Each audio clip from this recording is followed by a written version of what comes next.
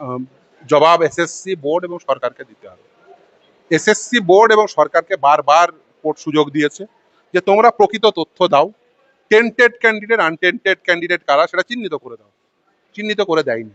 শুধু তাই না, ওএমআর শিটের ফিজিক্যাল কপি ধ্বংস করেছে, ওএমআর শিটের স্ক্যান কপি এসএসসি সার্ভারে পাওয়া যায়নি, যদিও তারা আদালতে এফিডেভিট দিয়ে বলেছিল যে তারা ধ্বংস করার আগে স্ক্যান কপি রেখেছে। আর প্রাথমিকে তো স্ক্যান কপিও নেই, প্রাথমিকে যেটা রয়েছে সেটা হচ্ছে এডিএফ ফরম্যাট, অর্থাৎ এডিটেবল ফরম্যাট, যে কোনো সময় যে টাকা দেবে তার চাকরি হয়ে যাবে।